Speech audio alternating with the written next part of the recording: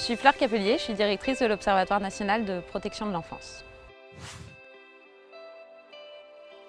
L'Observatoire national de protection de l'enfance, c'est un service créé en 2004 qui vise à faire le lien entre recherche et pratique en protection de l'enfance et donc à produire de la connaissance sur les enfants protégés, leurs besoins, mais aussi les pratiques professionnelles. Depuis la loi du 7 février 2022, l'Observatoire national de protection de l'enfance assure les missions de Centre national de ressources sur le plan aussi de l'évaluation et de la recherche.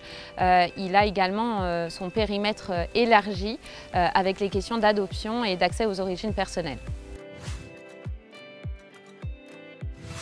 Les liens entre l'Observatoire national de protection de l'enfance et les observatoires départementaux sont très importants puisqu'ils sont l'ancrage de l'Observatoire national sur le terrain et permettent de mettre en œuvre des partenariats locaux.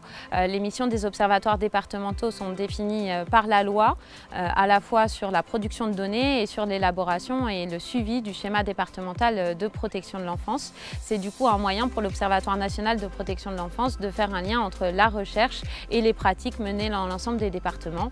Aujourd'hui, plus de 80 observatoires départementaux existent en France.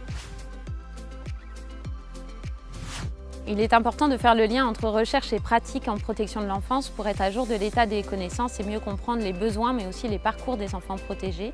Par ailleurs, il y a tout un enjeu aujourd'hui sur l'accompagnement des pratiques professionnelles et la manière dont on peut soutenir à la fois les collectivités mais aussi les acteurs de la protection de l'enfance dans leur ensemble dans la prise en charge et l'accompagnement des enfants protégés.